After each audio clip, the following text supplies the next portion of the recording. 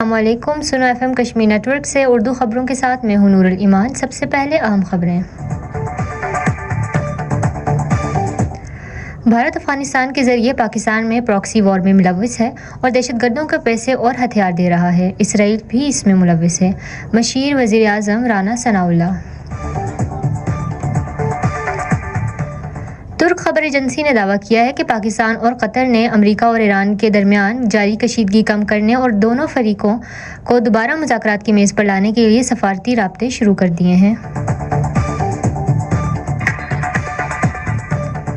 Election commission of آزاد جموں کشمیر نے وضاحت کی ہے کہ آزاد کشمیر کے کسی بھی حلقے میں انتخابات ملتوی نہیں کیے جا رہے۔ کالعدم عوامی ایکشن کمیٹی کی جانب سے 15 جولائی کو مظفرآباد کی جانب لانگ مارچ کے اعلان کے بعد حکومت آزاد کشمیر کے ذرائع نے کہا کہ حکومت آزاد کشمیر اور قانون نافذ کرانے والے ادارے امن و امان کی صورتحال کو ہر صورت یقینی بنائیں گے اور شرپسند عناصر کو امن خراب نہیں کرنے دیں گے۔ آزاد جموں کشمیر سے مسلم لیگ نون کے وفد نے وفاقی وزیر برائے بین صوبائی رابطہ رانا ثناءاللہ سے ملاقات کی۔ ملاقات میں آزاد جموں کشمیر قانون ساز اسمبلی کے آئندہ انتخابات اور مجموعی سیاسی صورتحال پر تفصیلی تبادلہ خیال کیا گیا۔ اس موقع پر کہا گیا کہ پاکستان تحریک انصاف کے متعدد رہنماؤں نے پاکستان مسلم لیگ نون میں شمولیت کا اعلان کیا ہے۔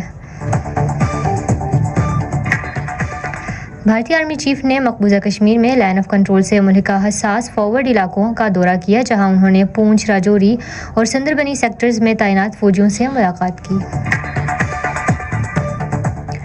مودی کے دورہ آسٹریلیا کے دوران آسٹریلوی حکومت سے انسانی حقوق کے معاملات اٹھانے کے مطالبات زور پکڑنے لگے۔ بھارت کے غیر قانونی زیر قبضہ جموں کشمیر میں بھارتی فورسز نے ضلع بارہمولہ میں حریت کارکنوں کے گھر پر چھاپے مارے اور تلاشی کی کارروائیاں کیں۔